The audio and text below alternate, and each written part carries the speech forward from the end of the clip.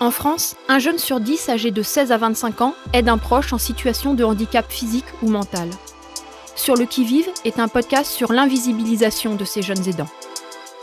Dans cette série, Julie, 25 ans, nous invite dans son quotidien de jeune aidante de sa petite sœur Laura, atteinte d'épilepsie et totalement dépendante de ses proches.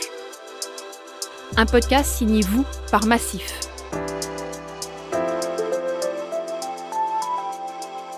Épisode 4. Vivre pour soi, les projets qui sauvent.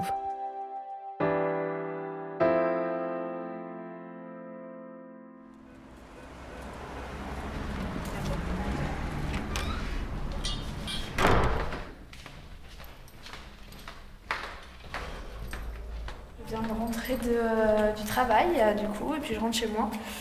Je vais rejoindre mon chat et mon copain qui, lui, ne travaillait pas aujourd'hui, qui est resté à l'appartement pour s'occuper du chat, vu qu'il fait très très chaud. Donc, on va aller les rejoindre.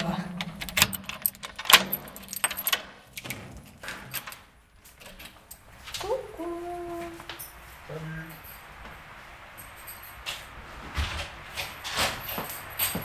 Ça va? Oui, et toi? Oui.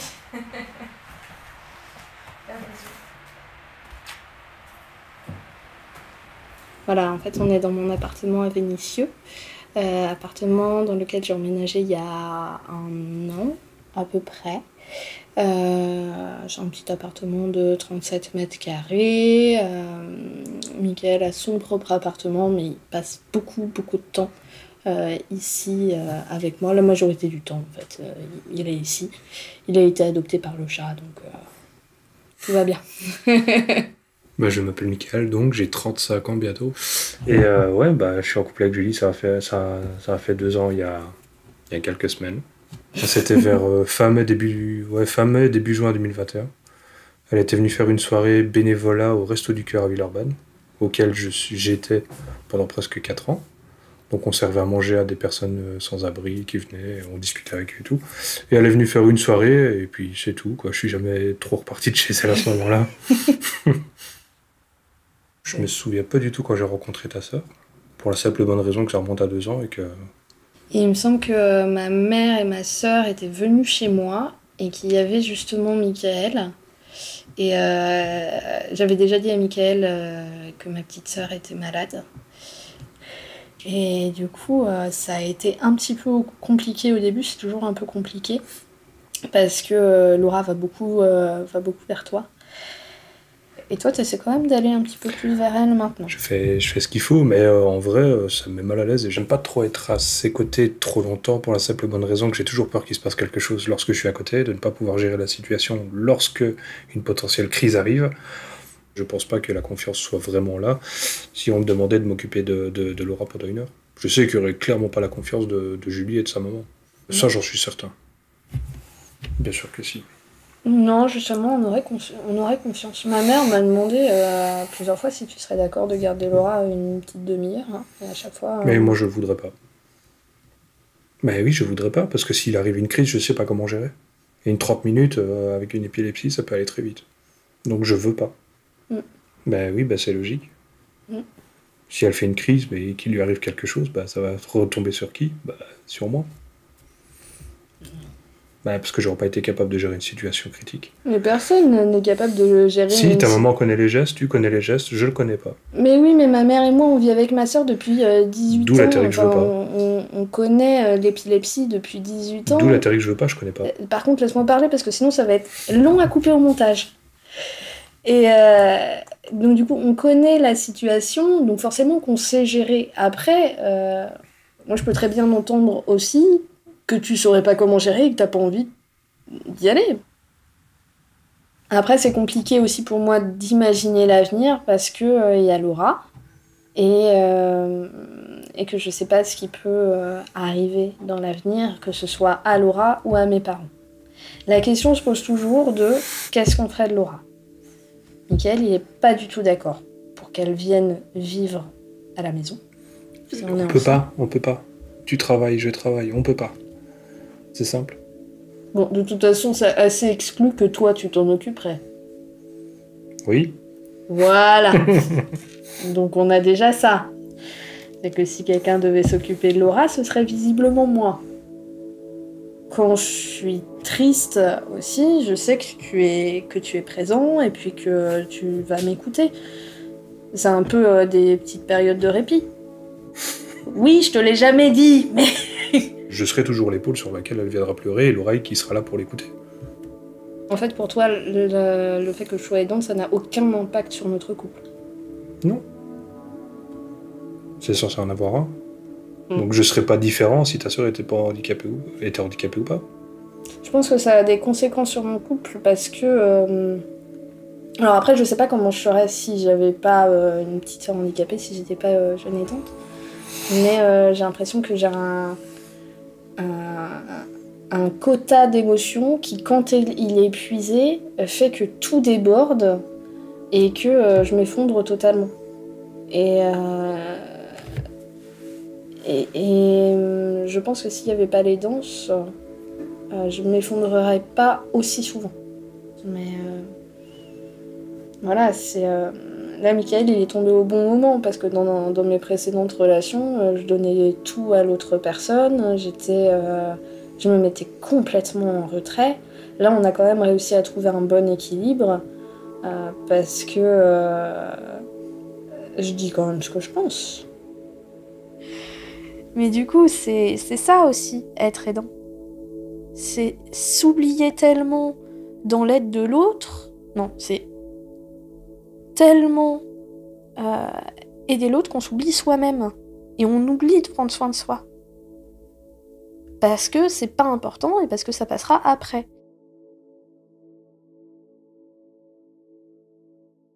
Je suis tombée en dépression. Une grosse dépression. Donc j'ai commencé à être suivie par un psychiatre à Nevers. On était en novembre, début novembre 2020. Après le rendez-vous, on est rentré avec ma mère dans la maison familiale. Je suis allée directement à l'étage, j'allais pas bien. Moi, je suis restée dans ma chambre à pleurer. Et puis, d'un seul coup, j'entends un gros boum. Et j'entends ma mère dire « Elle s'est ouverte ». J'arrête de pleurer. Je descends les escaliers 4 à 4. Et là, je vois ma sœur par terre, assise par terre. Ma mère derrière elle, en train de la tenir, et du sang. Et je vois ma mère qui tient le front de ma petite sœur. Et en fait, je me suis rendu compte que ma sœur avait commencé à faire une crise d'épilepsie, était tombée sur le sol de la cuisine et s'était ouvert le front. À partir de ce moment-là, c'est mon instinct qui a pris le dessus. J'ai appelé les pompiers. Mon père est arrivé. Mon père a commencé à paniquer et à faire des ronds dans la cuisine. Et du coup, j'ai fini par réussir à expliquer aux pompiers que elle était en train de faire une crise d'épilepsie, mais que c'était pas ça le plus important. Ce qui était le plus important, c'était qu'elle s'était ouvert le front. Et ma mère, qui est à côté, essayait de m'expliquer qu'il fallait dire aux pompiers que Laura avait une épilepsie pharmaco-résistante. Au moment où j'ai réussi à dire « c'est moi qui explique, on me laisse parler », à partir de là, tout le monde m'a laissé parler. Et donc quand les pompiers sont arrivés, je leur ai expliqué sur le trajet entre la grille et la cuisine ce qui se passait. Et là, ils ont pris le relais. Et du coup, je suis allée dans le salon. Je me suis assise et j'ai commencé à pleurer parce que c'était trop, en fait. De base, j'allais pas bien.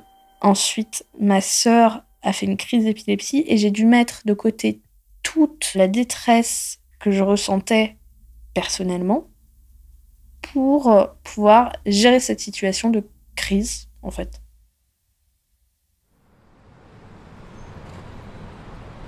Ah, je crois qu'on est arrivé, c'est le numéro 6.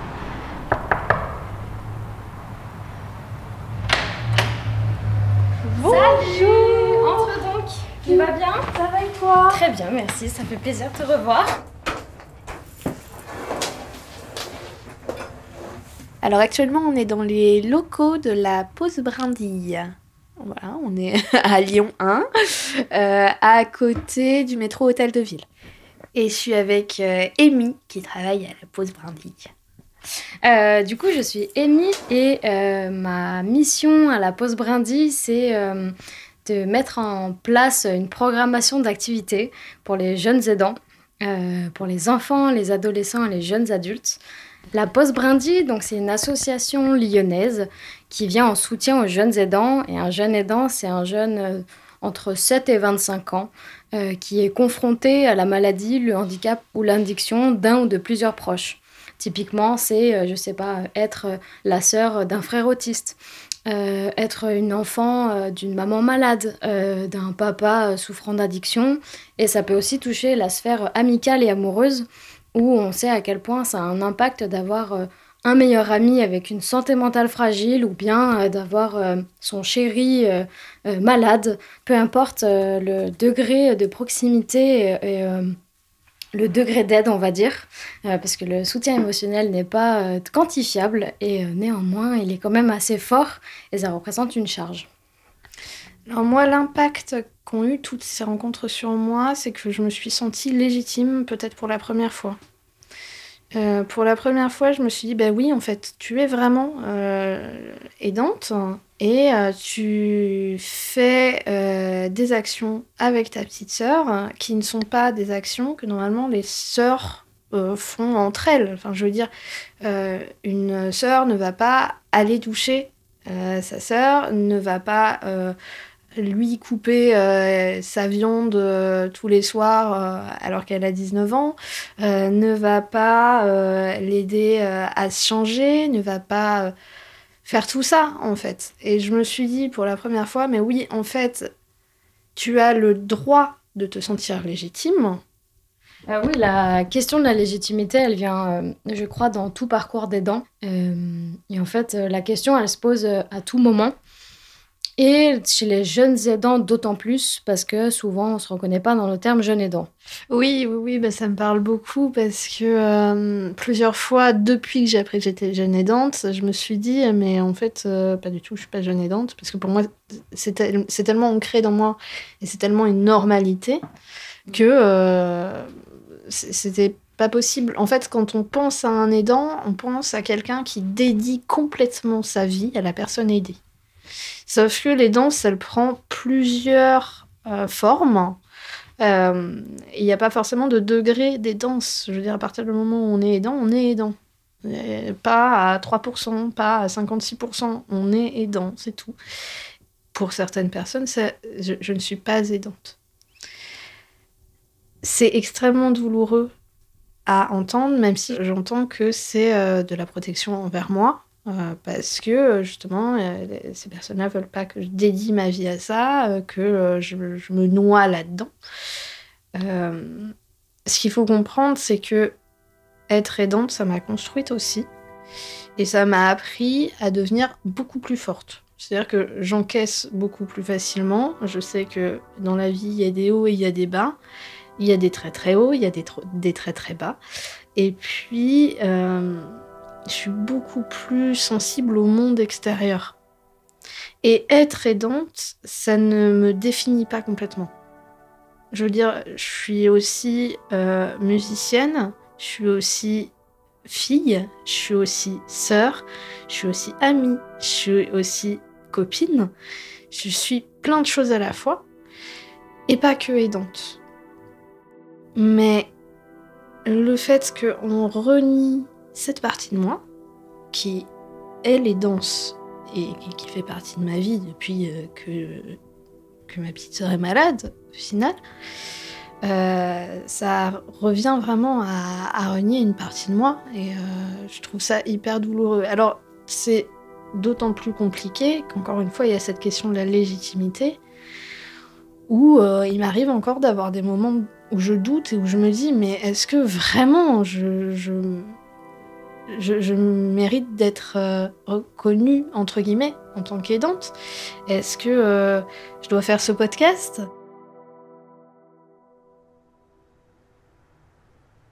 Alors moi, je suis Chloé, je suis une amie d'enfance de Julie, j'ai 22 ans, je suis étudiante. Quand j'étais petite, je vivais dans la maison juste en face de celle de chez Julie, donc on se connaît depuis vraiment ma naissance. Et effectivement... Chloé, à chaque fois qu'on s'appelle, c'est une des seules qui, à chaque fois, me demande des nouvelles de Laura. Vraiment. Après, c'est parce que Laura, c'est mon amie aussi. Je la considère presque comme une sœur aussi. Je veux dire, c'est comme pour toi. Je suis toujours inquiète de savoir comment elle va. Ça fait plaisir de la revoir à chaque fois. Voilà, Chloé, c'est la bienveillance incarnée. Moi, je trouve ça très apaisant de pouvoir savoir que à tout moment, il y a quelqu'un qui peut être là et puis vous retenir. Tu te laisses pas facilement aider quand même, parce que j'ai appris après coup que tu avais eu des difficultés, etc. Et au final, j'aurais été présente, mais je l'ai appris bien après. Je pense que tu te laisses pas facilement aider. Oui, c'est vrai. J'ai un peu du mal. Quand on est aidant, on demande de l'aide et en même temps, c'est compliqué de faire confiance. Enfin, pas forcément de faire confiance, mais de lâcher son fardeau sur quelqu'un d'autre. C'est assez compliqué parce qu'on sait le poids qui pèse.